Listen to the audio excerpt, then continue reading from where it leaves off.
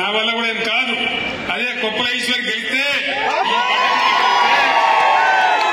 మొత్తం బీఆర్ఎస్ ఎంపీలు పార్లమెంట్ లో ఎగిరి గంటేసి కొట్లాడి పీక పట్టుకుని బిడ్డ మా సింగరేణి ఎత్తమిస్తామని చెప్పి సింగరేణి మాత్రం మునిగిపోతుంది. మీ బిడ్డకి గోదావరి సెంటర్ లో గోదావరి కన్లో నేను చెప్తా ఉన్నా, మీ కళ్ళ ముందే ఇది జరుగుతుంది. తస్మాత్ జాగ్రత్త అని చెప్పి నేను మీ అందరినీ కోరుతా ఉన్నా.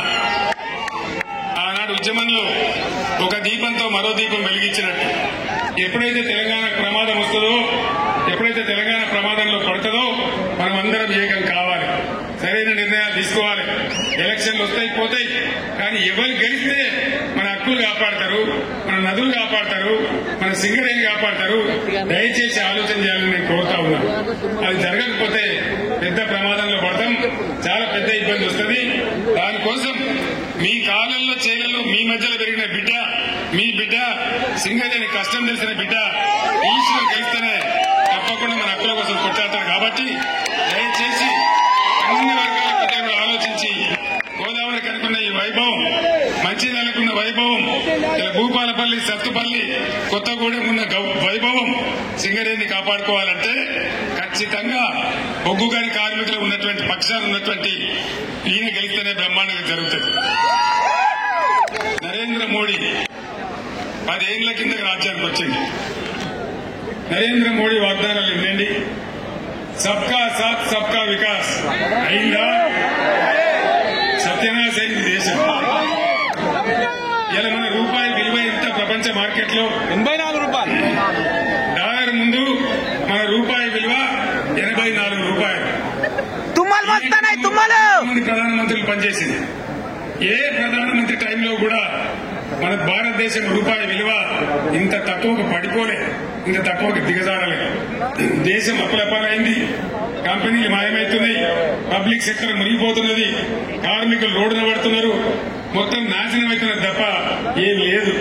చివరికి రైల్వే లాంటి అతిపెద్ద సంస్థను కూడా, లక్షల మంది కార్మికులు బతికే సంస్థను కూడా క్రమంగా ప్రైవేట్ పరం చేస్తా ఉన్నారు. బ్యాంకులు ప్రైవేట్ చేస్తా ఉన్నారు, ఎల్ఐసీని ప్రైవేట్ చేస్తా ఉన్నారు.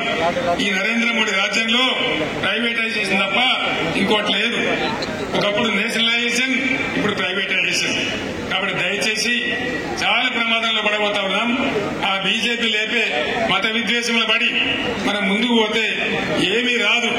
బేటీ పడావో బేటీ బచావో, ఎవరి బేటీ ఎక్కడ బేటీ అని అన్నదా?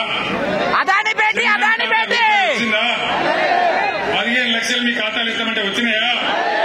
అది ఎప్పుడొస్తాయి? 15 ఏళ్ళకి వస్తాయా?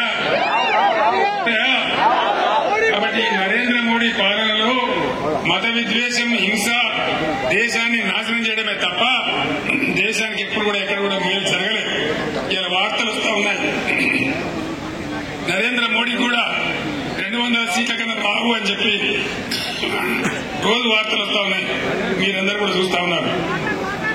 కేంద్రంలో రాబోయేది సంకీర్ణ ప్రభుత్వమే రాబోతా ఉంది.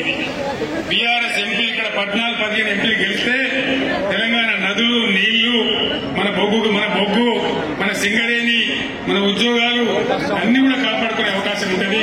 కాబట్టి బీఆర్ఎస్ ఎంపీల గెలుపులోనే తెలంగాణ గెలుపున్నది. కాబట్టి మీరందరూ విజ్ఞతతో ఆలోచించి దయచేసి అరచేతిలో వైకుంఠం చూపించి 6 గ్యారంటీలని చెప్పి మోసం చేసిన కాంగ్రెస్ కు కర్రు కాల్చి వాత పెట్టే సమయం వచ్చింది, బుద్ధి చెప్పే సమయం వచ్చింది. బీఆర్ఎస్ బలంగా ఉంటేనే రేపు ఉద్యమాలు చేసైనా సరే మీకు ఇచ్చిన వాగ్దానాలు నెరవేర్చడానికి ప్రయత్నం చేస్తారు. కాబట్టి దయచేసి ఈ ఎన్నికల్లో విజ్ఞతతో ఆలోచించి